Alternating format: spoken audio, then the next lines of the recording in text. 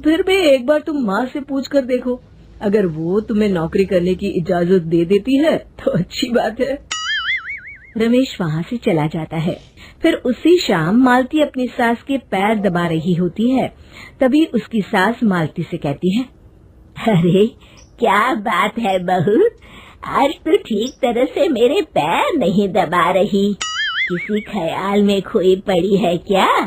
मैं भी तो जानूं आखिर बात क्या है। दरअसल वो माँ जी। अरे हाँ हाँ बोलो, इतना सोच क्यों रही हो? माँ जी अगर आप बुरा न माने तो मैं नौकरी करना चाहती हूँ। घर के काम करने के बाद मेरे पास काफी वक्त बच जाता है। मालती की ये बात सुनकर उसकी सास गुस्से में कहती है, अरे बहू तेरी तबीयत तो ठीक है ना? आज ये कैसी बहकी बातें कर रही है? भला हमारे खानदान में आज तक कभी किसी औरत ने नौकरी की है जो तू नौकरी करने की बात कर रही है, हैं? अरे बहू तू क्या रिश्तेदारी में हमारी नाक कटाना चाहती है? जितना जल्दी हो सके अपने दिमाग से नौकरी का भूत उतार दे और अब जा, जल्दी से रसोई में जा, खाना बनाने का वक्त हो रहा है। मालती मन मार कर खाना पकाने के लिए रसोई घर में चली जाती है। अगले दिन, नमस्ते माँ जी, कैसी हैं आप? अरे आओ आओ दिवाकर बेटा, बैठो, मैं तुम्हारे लिए चाय मंगाती हूँ। बहू जरा एक कप चाय तो लेती आना। फिर दिवाकर एक फाइल खोलकर मालती की सास के सामने रख देता है।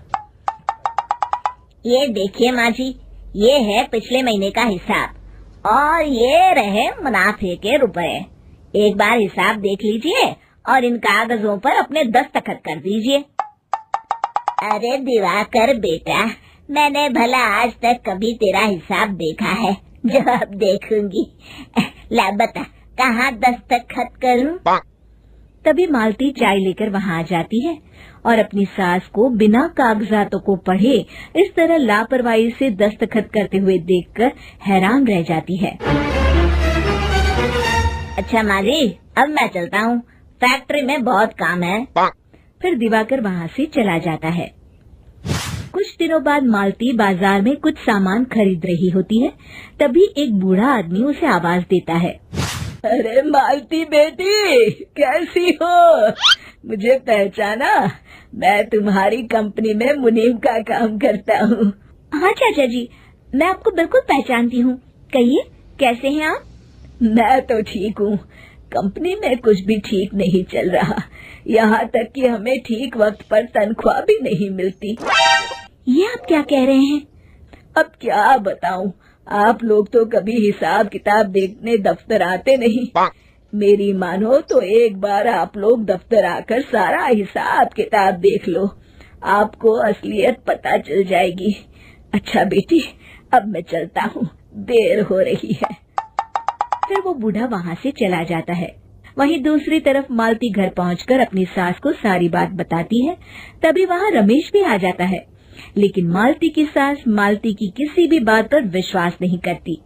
तभी रमेश कहता है, अरे माँ, बिना आग के कभी धुआं नहीं उठता। जब मालती इतना कह रही है तो हमें एक बार दफ्तर चलकर देख लेना चाहिए। वैसे भी हम लोग काफी दिन से अपने दफ्तर नहीं गए हैं। इस तरह किसी एक आदमी के भरोसे काम छोड़ना मुझे भी ठीक नहीं लगता। अगले दिन वे सभी अपने दफ्तर पहुंचते हैं और सीधे दिवाकर के कैबिन में जाते हैं।